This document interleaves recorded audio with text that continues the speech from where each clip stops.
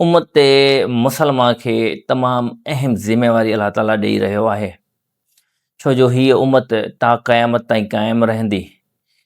हिन उम्मत खां पोइ ॿी का बि उम्मत नाहे अचणी, छो जो हीअ आख़िरी उम्मत आहे। असां आख़िरी नबी सल्लल्लाहु अलैहि वसल्लम जी आख़िरी उम्मत आहियूं। यकीनन हिन उम्मत ते अहिड़ो वक़्तु बि ईंदो जो हीअ उम्मत उरूज ते बि हूंदी ऐं ज़वाल पज़ीर बि थींदी। पोइ जॾहिं हीअ उम्मत ज़वाल पज़ीर थी वञे त इन खे वापसि उथणो कीअं आहे, उनखे कहिड़ी तरह कोशिशि करणी आहे।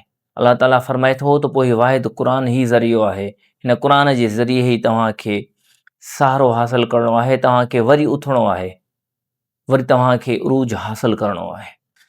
अॼु पूरी उम्मत मुसलमान जो हालात तव्हां सभिनी जे साम्हूं आहिनि। अॼु असां कुझु ख़ासि इज़त वारा बि न आहियूं ऐं असांजा हालात बि कुझु दुरुस्त न आहिनि। पूरी दुनिया जा जेके बि ज़ालिम मुमालिक आहिनि, सभ खां पहिरीं इसराईल ऐं पोइ वरी ईसायुनि जा मुमालिक यानी अमेरिका वग़ैरह, इन्हनि सभिनी जो बि निशानो हींअर मुसलमान ई आहिनि। फ़लस्तीन हुजे या को ॿियो शाम या अञा के ॿिए मुसलमान मुल्क, सभिनी ते इन्हनि ज़ालिमनि जा ज़ुल्म हलनि पिया। पर अफ़सोस सां ॿिया तमामु अरब मुमालिक विंदे असांजो मुल्क बि निंड पिया आहियूं। असां ते को फ़र्क़ु ई कोन थो पवे।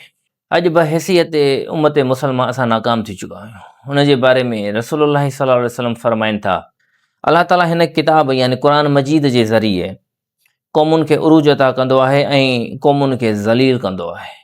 यानी जेकी क़ौमूं हिन क़ुर खे पकड़ींदियूं, हिन क़ुर ते अमल कंदियूं, त अलाह जो रसूल सल्लल्लाहु अलैहि वसल्लम फरमाए थो त उहे क़ौम उरूज ते वञी पुॼंदी, पंहिंजी इज़त हासिलु कंदी, उहा ग़ालिब थी वेंदी, ऐं जेके क़ौमूं हिन खे छॾींदियूं उहे ज़लील थी वेंदियूं।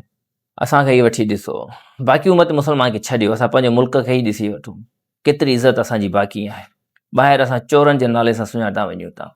अलाह असांजे हाल ते रहम फरमाए। असांजी ज़िलत जी वजह बि इहा ई आहे त असां हिन क़ुर खे, अलाह जे किताब खे, अलाह जी रसी खे छॾे वेठा आहियूं।